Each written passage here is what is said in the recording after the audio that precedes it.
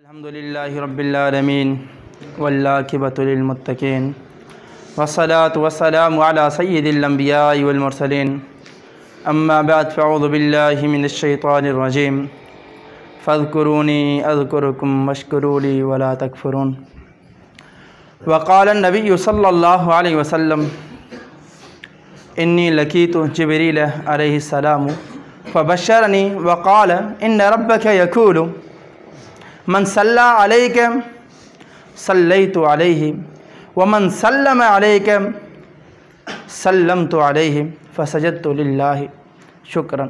مختصر حمد و ثنا کے بعد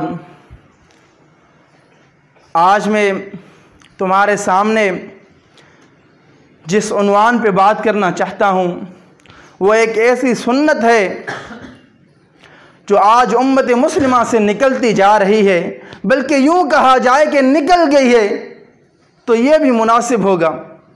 وہ سنت کون سی ہے؟ وہ سنت یہ ہے کہ سجدہ شکر آپ صلی اللہ علیہ وسلم کیا کرتے تھے؟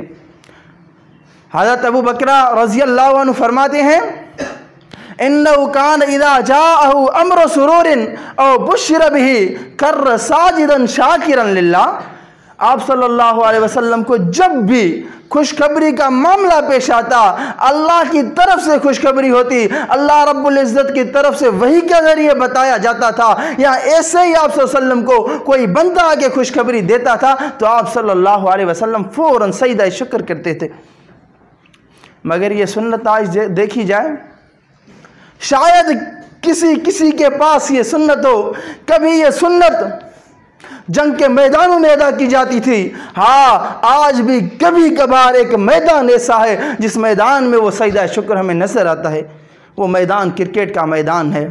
جب کوئی کھلاڑی 50 رنز 50 مار لیتا ہے یا اللہ اس کو ایسی نعمت کرتا ہے، یعنی کہ وہ اللہ کی نعمت سے سنچری مار دیتا ہے اور وہ کھلاڑی مسلمان ہوتا ہے، اس کی دل میں اللہ کی طرف سے یہ بات آتی ہے، اگر وہ اس بات پہ خوش ہوتا ہے تو وہ اللہ رب العزت کیا سجدہ کرتا ہے، سجدہ شکر کرتا ہے۔ کیونکہ 50 رنز بنانا کریز پہ کھڑے ہو کے اتنے بڑے پریشر کے ساتھ بڑی مشکل بات ہے۔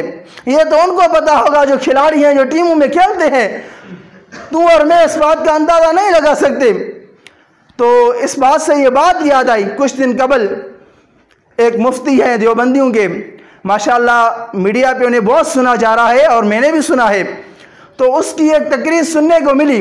وہ کہہ رہا تھا کہ یہ جو کھلاڑی سجدہ کرتے ہیں کرکٹ کے میدان میں، جب وہ 50 یا سنچری مارتے ہیں، یہ جائز نہیں ہے۔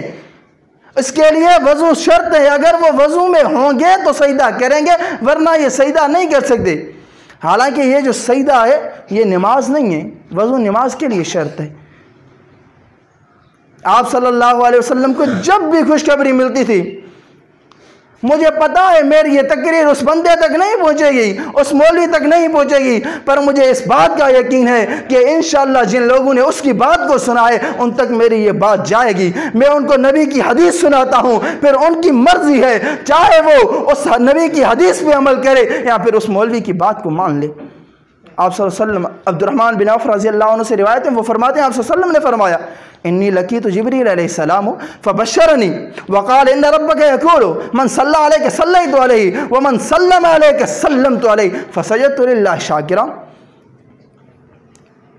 میں حضرت جبریل امین سے ملا، اس نے مجھے خوشخبری سنائی۔ خوشخبری کیا سنائی؟ خوشخبری یہ تھی کہ جو شخص آپ پہ درود پڑھے گا ہم اس پہ رحمتیں بھیجیں گے۔